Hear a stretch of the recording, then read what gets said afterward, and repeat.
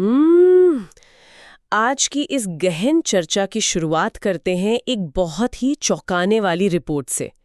मतलब law trend की 24 अप्रैल 2026 की एक रिपोर्ट आई है और विषय थोड़ा गंभीर है। जी बिल्कुल। हम बात कर रहे हैं दिल्ली के 30 हजारी कोर्ट परिसर की। मतलब न्याय का मंदिर जिसे कहते हैं, वहीं पर भ्रष्टाचार का एक मामला सामने आया है। सीबीआई ने एक कोर्ट रीडर को रिश्वत लेते हुए रंगे हाथों पकड़ा है। ये वाकई हैरान करने वाला है क्योंकि हम अक्सर सोचते हैं कि कोर्ट में सिर्फ जज और वकील ही सब कुछ होते हैं। हाँ, सही कहा। पर हमारा मकसद आज सिर्फ ये खबर बताना नहीं है।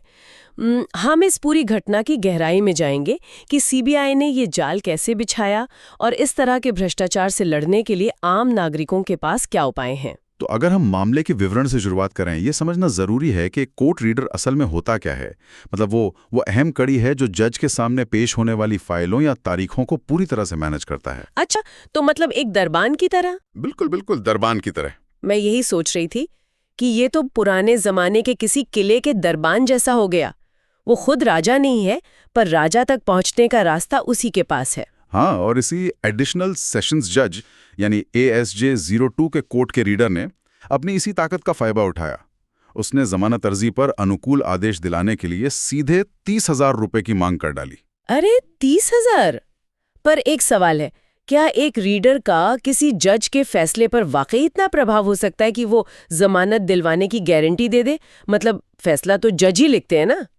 फैसला तो जज ही लिखते हैं, इसमें कोई शक नहीं है, लेकिन उस फैसले तक पहुंचने का जो रास्ता है ना, वो रीडर तय कर सकता है। अच्छा, वो कैसे? मान लीजिए वो किसी की फाइल जानबूझकर सबसे नीचे दबा दे, या जमानत की अर्जी तब पेश करे जब कोर्ट का समय ही खत्म हो रहा हो। अरे हाँ, लेकिन टाइमिंग और प्रेजेंटेशन को अपने हिसाब से घुमाते हैं। इसी देरी का डर दिखाकर शिकायतकर्ता से पैसे मांगे गए थे। बाप रे! मतलब सिस्टम की इसी कमजोरी ने उसे इतनी हिम्मत दी। पर सीबीआई ने उसे पकड़ा कैसे?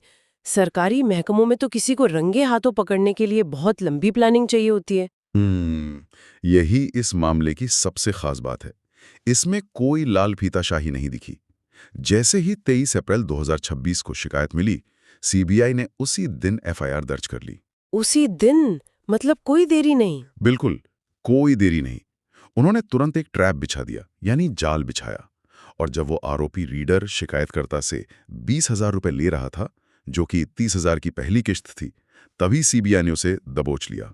ओह वाह! हाँ, मतलब ये कोई कागजी जांच नहीं थी, बल्कि सीधा ऑन द स्पॉट एक्शन था। ये सुनने में बहुत अच्छा लगता है कि तुरंत एक्शन हो गया। पर अगर मैं थोड़ा जमीनी हकीकत की बात करूं, एक आम इंसान के लिए कोर्ट के ही किसी अधिकारी के खिलाफ शिकायत करना बहुत डरावना नहीं है क्या?